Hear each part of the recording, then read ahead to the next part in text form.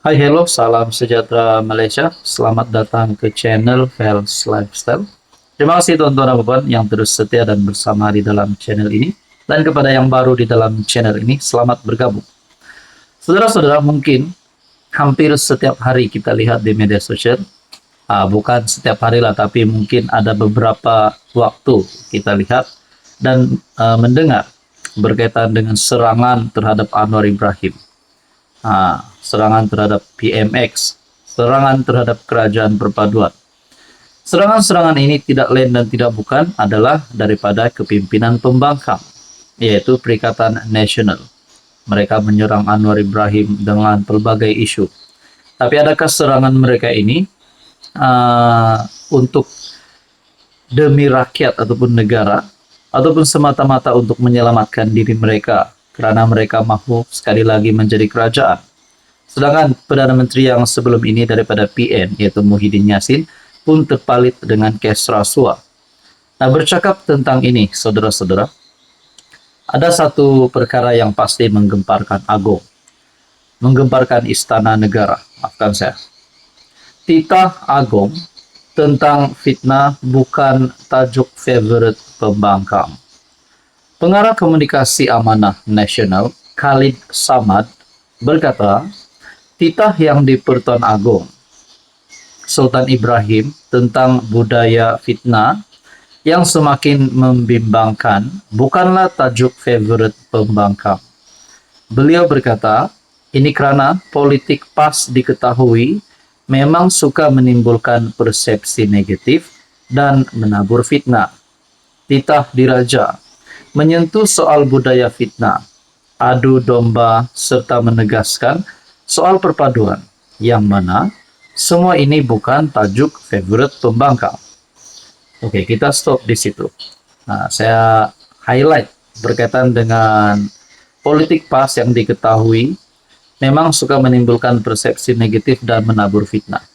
Kenapa Muhyiddin Yassin sebagai pengurus CPN dan Presiden Bersatu tidak memberikan pandangan berkaitan dengan ini? Tapi sebelum ini Muhyiddin Yassin ada membuat kenyataan, pemimpin PN perlu menyemak fakta sebelum mengeluarkan kenyataan.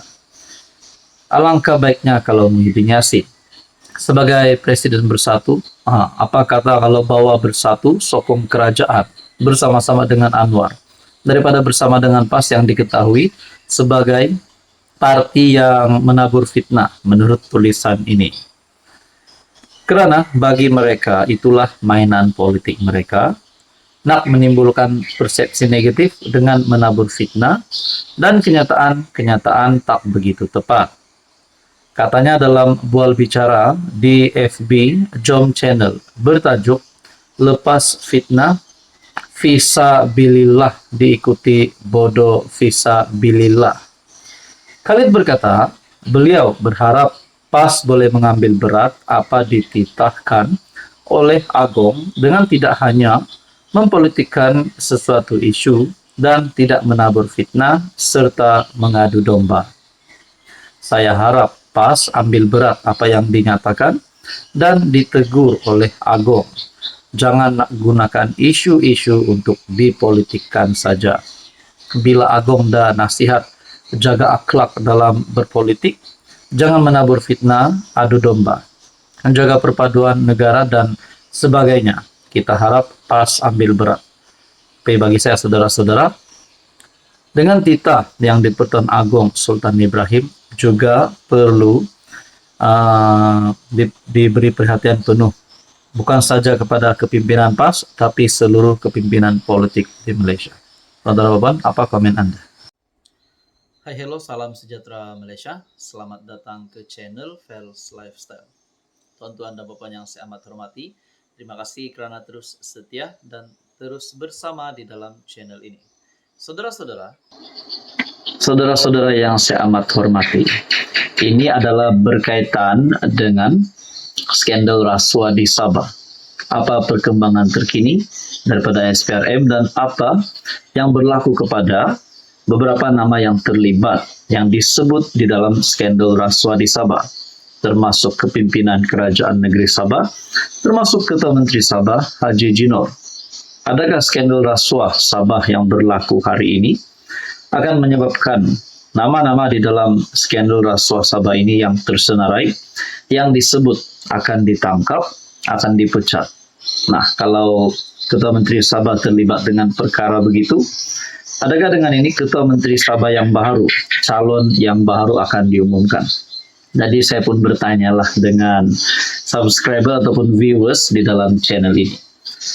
Di dalam komen, ada beberapa komen yang saya lihat. Saya terima banyak komen, tapi ini adalah komen yang saya nak ulas. Saya pun tanyalah, adakah Bung Mokhtar boleh dan layak untuk menjadi Ketua Menteri Sabah yang baru? Nah, ini satu komen. Ada yang berkata, harap-harap Datuk Sri Jeffrey Kitingan jadi Ketua Menteri Sabah. Sah. Dr. Jeffrey dipilih, tapi oleh Kementerian Netizen, belum rasmi lagi. Di bawah pula komen seterusnya berkata, tiada harapan Bung Mokhtar jadi Ketua Menteri. Mungkin kita boleh cakap tiada harapan, tapi kalau Bung Mokhtar jadi Ketua Menteri, agak-agak apa yang akan berlaku kepada pemerintahan di Sabah? Itu satu soalan lah. Dan mungkin juga tidak mustahil untuk Bung Mokhtar menjadi Ketua Menteri Sabah. Tapi bagaimana untuk UMNO Sabah akan menang pada pilihan raya negeri Sabah pada tahun 2025 ini? Adakah Bung Mokhtar dan Syafi Abdal akan mengadakan satu pakatan baru? Ataupun parti-parti lokal di Sabah akan bergabung untuk tumbangkan JRS? Nah, ini menjadi persoalannya lah. Jadi di dalam komen ini yang saya nak ulas adalah berkata, Jeffrey Kitingan jadi Ketua Menteri Sabah. Adakah dengan ini Haji Jinor akan melepaskan jawatan, akan meletakkan jawatan? Kerana nama beliau yang disebut di dalam artikel berkaitan dengan skandal rasuah yang berlaku di Sabah. Pendedah maklumat ataupun pemberi maklumat pun sudah membuat kenyataan. Jadi kita nantikan saja apa yang berlaku. Bercakap tentang pilihan raya negeri Sabah yang diadakan pada tahun ini, tahun 2025. Anda rasa siapa yang akan menang pada pilihan raya negeri yang seterusnya di Sabah? Saudara-saudara, tonton apa komen Anda? Hai, hello, salam sejahtera Malaysia. Selamat datang tuan-tuan dan puan. Kepada yang baru di dalam channel ini, selamat bergabung admin ucapkan. Saudara-saudara yang saya amat hormati, ada banyak berita yang menggemparkan di media sosial. Bercakap tentang politik, bercakap tentang kerajaan hari ini akan ditumbangkan dan sebagainya. Tapi pada akhirnya Anwar Ibrahim tetap berdiri sebagai Perdana Menteri. Tapi saudara-saudara, kalau nak cakap Anwar ditumbangkan, siapa yang akan tumbangkan Anwar? Adakah Tun Mahathir ataupun kepimpinan daripada PN? Bercakap tentang Tun Mahathir, saya mendapat satu maklumat daripada media sosial.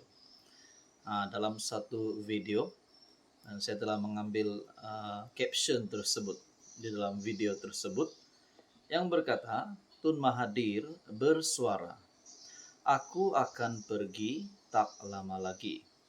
Menerusi FB page yang saya lihat daripada media sosial, saya pun tak pasti apa maksud di dalam caption ini, pun tak pasti caption ini ataupun video ini hanya dibuat-buat ataupun palsu. Tapi di dalam video ini terdapat rakaman Tun Mahathir memandu kereta. Saudara-saudara, di saat Tun Mahathir usianya yang menjelang ataupun mencecah 100 tahun pada tahun ini, tahun 2025.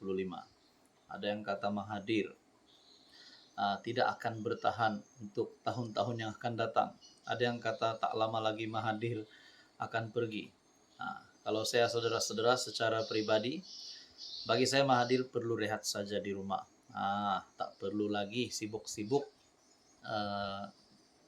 tentang politik berkaitan dengan pemerintahan Anwar dan apa-apa sajalah. Ada yang kata Tun Mahathir patut rehat, usianya yang sudah terlalu tua, takkanlah masih mau sibuk, masih mau aktif dalam politik. Tapi pada akhirnya kita doakan kesehatan Tun Mahathir. Jadi di dalam caption ini, Tun Mahathir berkata, Aku akan pergi tak lama lagi. Nah, mungkin ini tanda-tanda ataupun mungkin ini hanya kenyataan Mahathir secara spontan yang membuat netizen rasa cemas, membuat netizen rasa terkejut, terutamanya kepada penyokong Tun Mahathir. Kalau nak cakap Mahathir kritikal, saya setujulah kalau beliau kritikal dalam keadaan politiknya kerana tidak mampu lagi tumbangkan Anwar dan telah kalah teruk pada pilihan raya umum ke-15 yang lepas. Jadi saudara-saudara yang saya amat hormati, tuan-tuan dan puan, apa pula pandangan dan respon dan komen Anda berkaitan dengan caption Tun Mahathir bersuara, aku akan pergi tak lama lagi. Apa komen Anda?